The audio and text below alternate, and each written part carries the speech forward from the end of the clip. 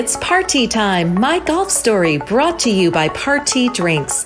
Classically designed golf drinks for golfers by golfers. And the golf real estate pros Gene Walsh and Vince Visicaro. For your Southwest Florida real estate needs, check them out at suncoastdreams.com. Now here's your host, Kevin Walsh. Hey, welcome to the program. We got a good one for you. It is our youngest guest ever, and it's our first Danish guest, somebody from Denmark, 16-year-old Max Bendixen. If you haven't heard his name yet, I think you will. You're certainly going to remember his story and who he is after I talk about how I met him, just what his goals in life are, his family story, where he came from, coming to America to pursue the dream at a young age. And when I tell you he is all in, he is all in. He is like the perfect person for the podcast. It's Party Time, My Golf Story, because his story is what we were looking for when we created the podcast all along. The dreamers, those that are chasing the dream, that will stop at nothing, that put in the hard work, the practice, the sacrifice, whatever it takes. Max Bendixen. Before we get to that, I thought it would be appropriate to give you a business update on what's going on with our podcast. You're probably listening on Spotify or Apple right now. Most of our viewers and listeners have been on YouTube. And if you've been wondering, well, where did that go? Our channel has been canceled for reasons that we don't completely understand. It's not that we did anything terrible from what and we're appealing that. We're going to try and get back on YouTube. But it appears we may have shared a video that we weren't supposed to do. And this was an innocuous video. This was video of like the snack stand at Augusta National or something like that. And it was posted on somebody else's account, and we just simply shared it because it looked like good golf content. And maybe that's it. We're not really sure. But appreciate you sticking with us, because we're going to continue this on Spotify and Apple, just as is. Same premise, good guests, good content, good conversation. That's the best we can do. And I appreciate you sticking by us until then. Would you do me a favor? If you haven't done it already, would you like the podcast on either Apple or Spotify and subscribe? That's very helpful to us. And for all the people, the 130,000 plus views, the 3,300 subscribers that we had on YouTube, come on over to the next thing. We should be back up on YouTube, and it'll be just like it was from the very beginning. At least that's what we hope. And a big thanks to our title sponsors, Party Drinks. If you're looking for an alternative beverage on the golf course and you're tired of that drink that's named after the time of day or whatever, and try a High Noon. For golfers, by golfers, absolutely smooth, the perfect tonic. It's not a tonic. It's a cocktail on a warm summer day or whatever. As we enter the golf season in the northern climates, it's summer all season long in Florida. And also, if your dream is to be a homeowner in beautiful Southwest Florida, especially around the Sarasota area, the Golf Pro team of Vince Visicaro and Gene Walsh from suncoastdreams.com. Check them out at suncoastdreams.com, or you can call them at 941-220-4000. Nobody better to get you in a great place like Lakewood National, where we broadcast from. And so that's it. All right, enough about that. Let's bring the man of the hour on board, Max Bendixen. Hey, man, I've been chasing you for a long time. We've been trying to get this taken care of for, I don't know, like a month or whatever. Yeah. But what do you say we go back to the beginning and just how we met? So I'm going to tell the story, and then I want your reaction to us meeting and when I asked you to be a guest on the program. Sound good to you? Yes. Okay. So I was rolling some putts on the putting green at Lakewood National Golf Club, and I see this kid on the putting green doing aim point, had some putting aids and everything, yet he's making everything. And so I came over and I introduced myself, and so we've been friends ever since. Does that sound about right to you, Max? Yes, it does. Yeah. Okay. So the aim point thing, well, first of all, we'll get into that in a second. Let's go back to the beginning. You're from Denmark, right? Yeah. So I was born in Copenhagen, Denmark, and have lived there for the most of my life. I have lived in Germany too, down south, but yeah, mostly Danish. What is golf like in Denmark? I know about the Højgaard brothers, but Yeah. how good is it, and who else should we know about Danish golfers? I mean, golf it's not the same as here. Like, it's during the summer it gets really dry because some courses don't really water their fairways. It's like completely different than here, and it's usually not as nice as here. I mean, there are some courses, but the level of golf there is just not the same. But a name to remember there, Thomas Brown. He's old, but Yes. he was good. Yeah. So he's really like the godfather of Danish golf, would you say? Yeah, I would say so. One of them. Yeah. You followed his career. Who was your inspiration into getting into golf? And then we'll back it up and talk about your entry point. Yeah. So, I mean, professional golfers, there's this guy that played in my academy in Denmark. His name was Marcus Hellekiel. It's kind of a difficult name to say in English, but he played in the academy that I did, and he like slowly worked his way up to the DP World Tour, and he's playing on that now, and he's doing really good, making cuts. He's been contending a couple times, and yeah, he's really inspired me.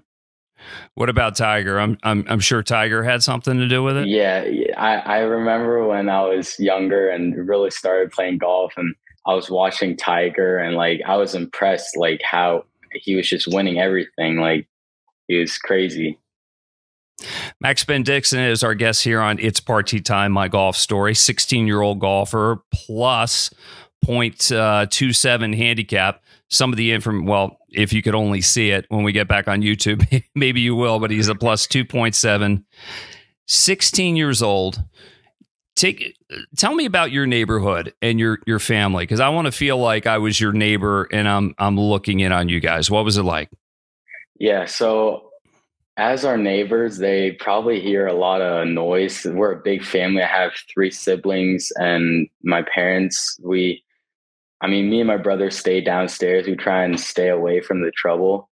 It gets loud in there, and me and my brother are very competitive. So whenever we do something together, it can get a little heated. Okay, so it's full on competition in the house. Yeah. I think there's an ignition source behind that. Who is it? Is it your mom or your dad, and who are they? Definitely my dad. He's been a athlete his whole life. He was a swimmer in college and a professional bikeless. So, and he still rides his bike a lot. He's very competitive. He sometimes joins in on me and my brother's competitions. Now, what's it like for your mom? Your mom is not athletic like the rest of you guys. Is she like a referee breaking stuff up? Because this is kind of sounding like my household growing up. Give me a feel. Yeah, she kind of like, she hates to deal with it, but yeah, she like kind of sometimes has to break it up. And like my dad, he sometimes thinks it's funny, but my mom, she doesn't really like it. Well, because she's the mom. She's the nurturer. She's got to be the peacekeeper of it. Yeah. So take me back. When did you first start playing golf, and what was really the impetus behind that? So I've always my grandpa, he's played golf, and I've always gone like sometimes to driving ranges with him. But when I lived in Germany, my friend, he was playing golf, and he invited me out on the golf course to play one day. So then he took me out there, and I just really liked it. And so from there on, my grandpa, he really like helped me getting into it, and like bought me clubs, and he took me to this big field in Germany, soccer field, and we would hit balls and go pick them up and then hit them again. And we would do that all the time when he visited me. And how old were you then? I was 8 years old, 8 and 9. Okay, so even at that point, you're falling in love with the game. You want to do more of it, but are you starting to dream about bigger and better things? I would say I started to dream about like really getting good at golf when I moved back to Denmark when I was like 10 years old, because I played soccer when I just started playing golf, and I liked soccer back then, but I kind of fell off on that, and then I really just picked up golf, and like it was on my mind the whole day. All right, and it's a huge part of your life right now. It's a big part of coming to America. But before we get to that, explain the Denmark Germany situation, because for most Americans, we're born here, we stay here. It's a little bit different in Europe. Like, how did you end up in Germany, and for how long? What was going on behind the scenes? So my dad, he had this job, and it's called Fisher, and he got an offer for the same company, but it was in Germany. I think it was like a higher job in that company. And so my parents were like, well, let's move down there for a certain amount of time. They didn't know how long time we were going to live there when we moved. But so we moved down there from when I was 6 years old. That was in 2013 or 14. And then we moved back when I was 10 years old in 2017 or 18. And I mean, we're in that area. We're pretty much like the only people that have moved. Like, we still, like, all our neighbors, we moved back to the same house in Denmark. All our neighbors were pretty much still there. Got it. But as far as like where you started taking instruction and you're just like, I really want to build on this. How old were you then, and how did that process start? I was 10 years old, but I was also taking lessons in Germany, but there I wasn't really taking it serious. I was just going, having fun. I still do have fun, but like, as soon as I came to Denmark, I was like, my dad, he found this golf club that's like 10 minutes away from where I live. And I would go up there every day. I would take the bus if I had to. Public transport is really good there. So thankfully I have that if my parents can't take me. So I'm fascinated by the just packing up and moving to a different country and then moving back. Yeah. How many languages do you speak? I speak 3 languages, English and Danish, like, mostly. And I mean, German is kind of falling off a little bit, but I would still be able to have a conversation. Tell me, I ask this of multilingual people because I'm proficient in Spanish, but I translate and think in English. Where are you in that? Like, when you're speaking one language, are you thinking in it, or is there one that's stronger than the other in your head? It's funny. I've actually been asked this question a lot. So, I mean, on the golf course, when I'm thinking, it's usually in Danish, since I also do meters. And like, so I just think everything in like European, Danish, meters, kilometers, everything. So mostly Danish, but like, if I'm like talking with people and then thinking like what to say, I would probably think in English. Got it. Yeah. So how's your golf now? Where are you? You just came off a pretty good, successful run. You've won more than 20 junior tournaments all across the world, including where we are in Lakewood Ranch. And then I'll get into the Lakewood Ranch story, how you ended up here. But what's the state of your game right now? Right now, I'd say it's pretty good. I'm pretty much changing out my whole bag in the clubs. I'm still hitting them well, but my weakest part right now is probably my putting. It really hurts me on the golf course sometimes. Okay, so that's what you were working on when we first met. But you're rolling everything in. Yeah. Aim point. We could get lost. I mean, I know it's very involved, but why did you go there, and what did it do for you? So I'd always just like went down, like read the greens and stuff like that, and I kept missing. So I felt like something had to change, and I talked to my coach, who is over in Country Club East, and he introduced me to Aim Point. He's very good at it, certified in it. And so I just started using that. I've already like learned the basics of it in my academy in Denmark. So yeah, and he just like told me like what to do, and like, yeah. And so then I just started using it. It actually helps me a lot. Like it has changed my putting.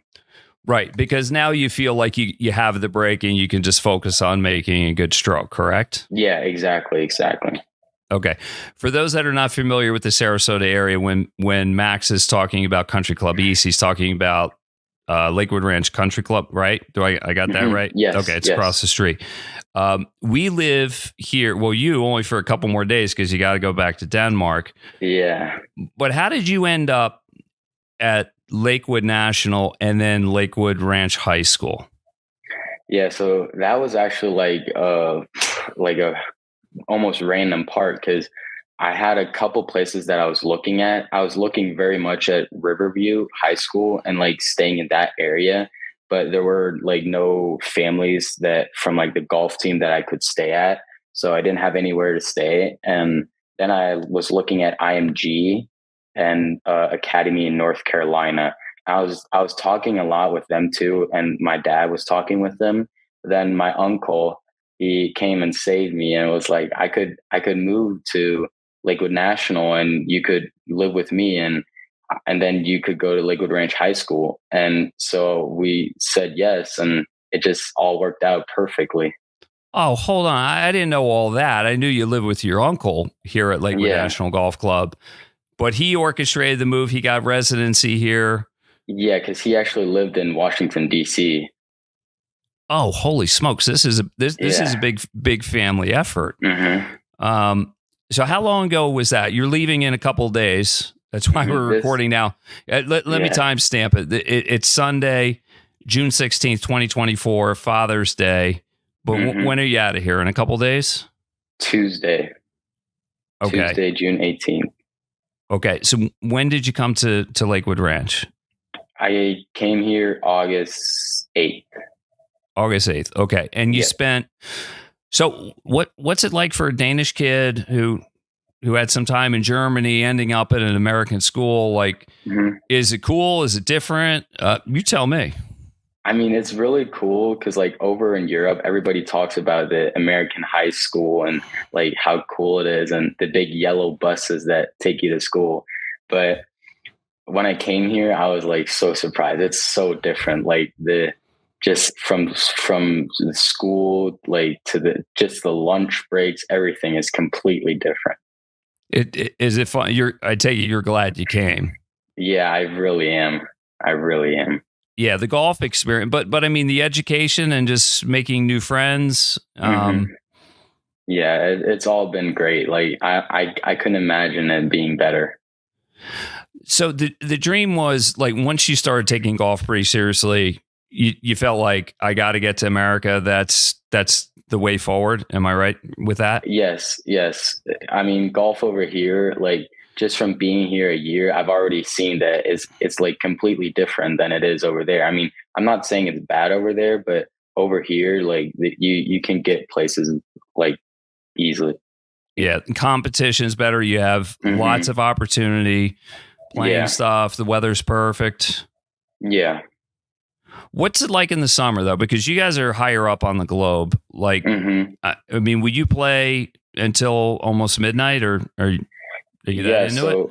Me and my friends after practice, our practices would end at like 6:30, and we would go off and tee off at 7:00 and play 18 holes, and it wouldn't get dark till like 11. So we would stay out there all day from after school. Yeah, that's cool.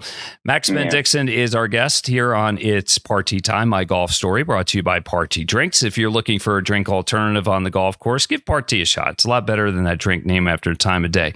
Not for you yet, Max. You got to wait a couple of years before you start indulging in that. And also a big thanks to the Golf Real Estate Pros, Gene Walsh and Vince Vizzacaro, suncoastdreams.com. If your dream is to live in the Sarasota area and there's no better place, I mean, Max could tell you that. I mean, he loves it. He wants to come. He's got to go home, but he's probably going to come back, right?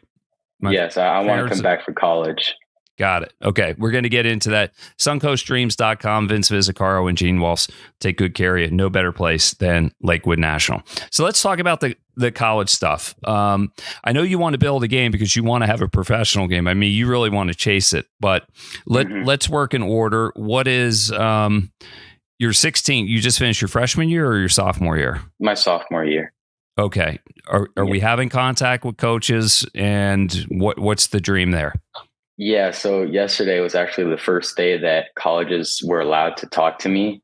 I received 5 emails and text messages from colleges, and I'm still replying to some of them because I got to tell them that I'm going to be in Denmark the next 3 years. I'm going to be a 2027 graduate when I go back to Denmark. So I kind of have one more year of high school. Who's contacting you? Can you get into it? Yeah, USF, UCF, and UNF, and then UNC Charlotte, and Oh, there was one more. Oh, in Richmond. Yeah. Cool. Yeah. So the dream is eventually to come back here full time, really, to go to college, work on your game, and springboard a professional career. Correct? Yeah. Yeah. All right. Florida State contact you yet? I know that's the family. Not yet. Hopefully someday. You going to send the coach a link to this podcast and say, hey, this is who you could have? I will. All right. Let's advance it beyond college. So you'll end up at the place you need to be, right? Yeah. But this is it. I mean, you want to be a pro golfer. You're not. How important is education to you? Because I know, kind of like, in America, it's all about college golf. Go to college golf. Yeah. Europe a little bit different. I mean, we can go on down the list of different people. Like Rory didn't go to college. It just doesn't seem to have kind of the, for lack of a better word, importance in Europe. What are your thoughts on that? Yeah, so in Europe, it's definitely not as common to go to college or university as it is here, even though it's free. Like, you pay it through taxes. So like, you could go to university and college over there for free. But what athletes over there want to do is come over here and go to college in the US. But that's what my plan would be, coming over here. Let me take you back to high school. I forgot to ask you this a moment ago. Mm-hmm. How good was the team at Lakewood Ranch High School? The team was great. Like, I'm really lucky that I ended up on that team, and there are players that are better than me, and it's great to play with people that are better than you, so they can you can fight to get up to their level, and you'll do the best you can to get up to their level. And there are some high schools around me that are really not at our high school level. So the fact that I ended up at that high school, I'm very happy for, and it's great coach and really, really good setup we have there. Do you think playing with good players, your game got quite a bit better coming over here? Do you think that was the pressure and just day-to-day practicing and competing with your teammates? Yeah, I always recommend play with people that are better than you. So you'll get to their level if you play with people that are better than you. And when I got over here, I was really bad. Like, I was having trouble with the grain of the grass. I was really struggling, but it's gotten a lot better now. Yeah, it's golf. The grass is green, but Bermuda greens are totally different than bent and rye and what most people are putting on in different places. Let me ask you this, Max. Did you take in the Corn Ferry Tour event, the Suncoast Classic that was here a month and a half ago? Yes, I was watching the last couple holes of the last day. I actually had a tournament that weekend, sadly, so I couldn't watch the whole thing. But the stuff that I saw, I was really impressed. I saw the winner win in I think it was the third playoff hole. It was really cool to watch. Yeah, I was there for that. So what did that do for you? Did you, because you hit it, what's your stock drive? How far do you hit it off the tee? 294 is my average. 290 yards. Dialed in. But you can dial it up. You got a different gear. You can get it north of 300 just with a little more effort. If I push it a little bit, I can get it up there. But tell me this. Could you see yourself fitting in and saying, all right, they've got some polish, they've got experience, but was there something inside you that said, they're not doing something that I'm not really doing? Tell me about it. I mean, I have rounds where I make a lot of birdies. Especially in that tournament that they just played at here, they made a lot of birdies. I think the winner was 24 under, which is a lot on 4 rounds. But I could definitely see me making those birdies. And I mean, they really didn't play that long of a tee. I think the cut was 5 under, and every time I go out there and play, I play the exact same way the Corn Ferry does, and I just see how I am compared to them.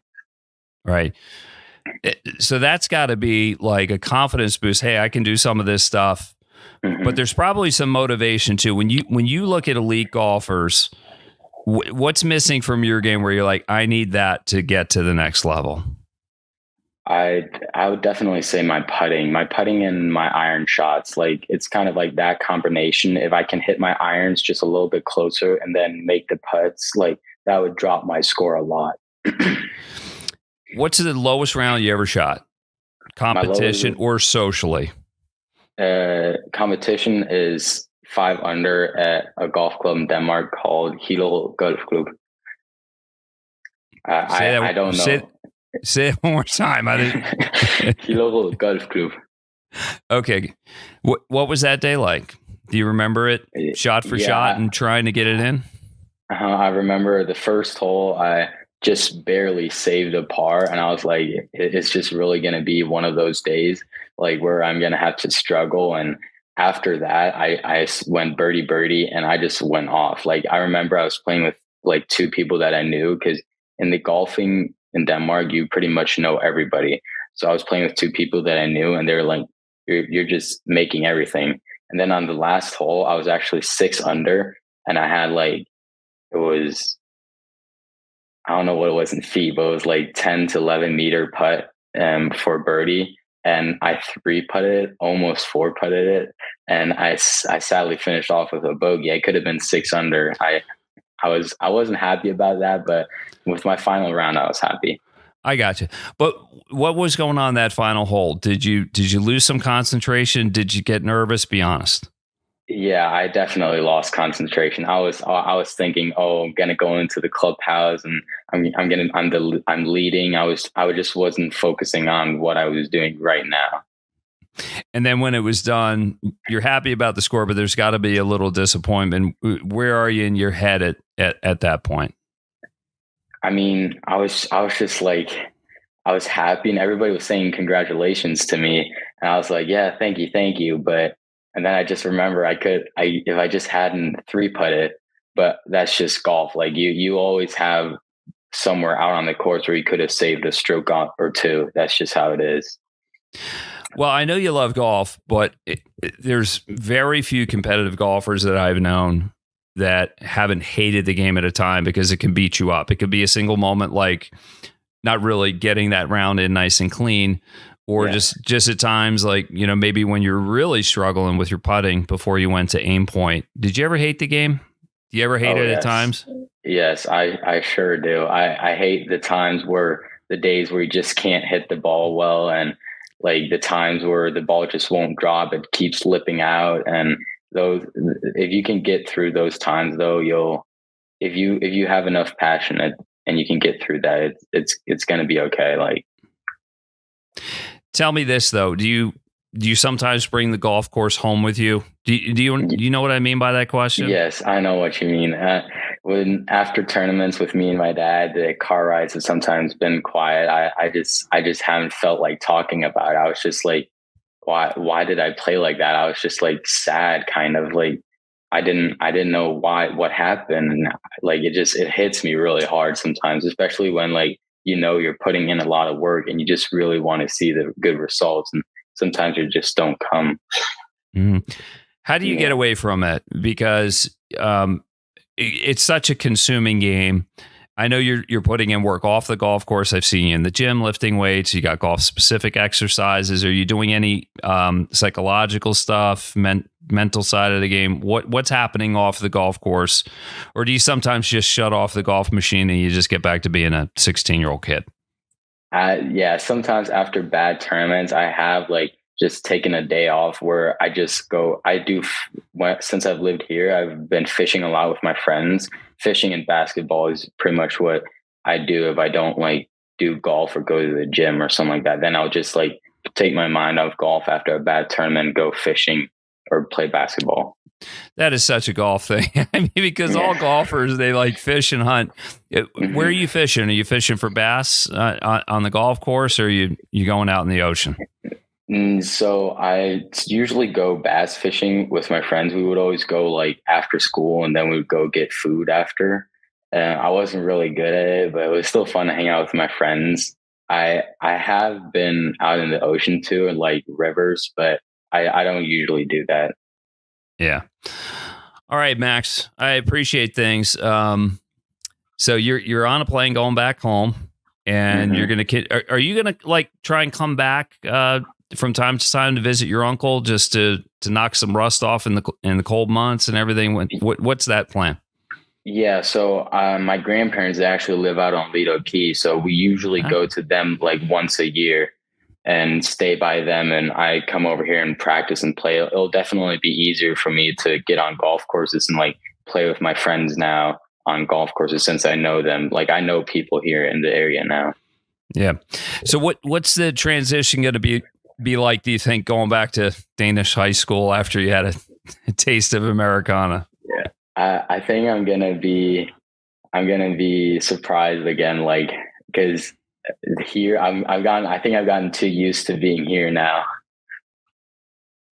Well, I think this is where you want to be ultimately, because it seems like the path to the PGA Tour, the DP World Tour, whatever unfolds for you is. I mean, all roads go through Florida, don't they, with golf? Mm-hmm. Yes, it sure seems like it. All right, man. Let's keep in touch. I wish you nothing but success. Take care of the classroom. Send this podcast around the golf coaches and let them know that they're missing something. Yeah. We'll see if we can get that Florida State coach to give you a ring, because you know what? I think that would make your dad happy and probably your mom as well, because then they got a reason to go back to the alma mater, right? Uh-huh. All right. Max Bendixen has been our guest here on It's Party Time, My Golf Story. Big thanks to him, and a big thanks to our title sponsors, Party Drinks. If you're looking for an alternative on the golf course, Party is for you. And also a big thanks to the Golf Real Estate Pros, Vince Vizzacaro and Gene Walsh, a division of Fine Property, suncoastdreams.com. Come live in golf paradise where Max spent the last year and where I live right now. Lakewood National Golf Club, Sarasota area. For Max Bendixen, I'm Kevin Walsh. We'll see you again next time on It's Party Time, My Golf Story.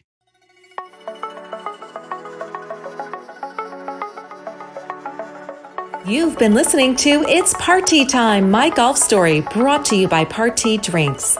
Classically designed golf drinks for golfers by golfers, and the Golf Real Estate Pros Gene Walsh and Vince Vizzacaro. For your Southwest Florida real estate needs, check them out at suncoastdreams.com or call 941-220-4000.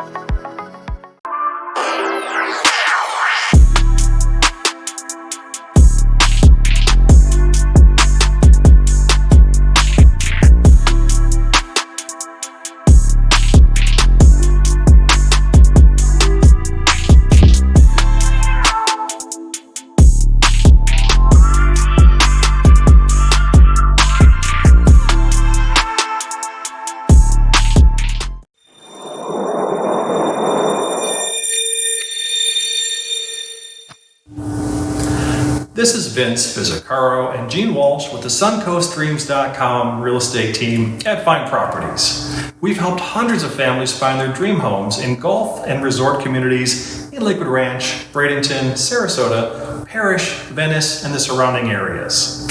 Let us be your guides to finding your dream home here as well. Learn more at suncoastdreams.com or call us at 941-220-4000.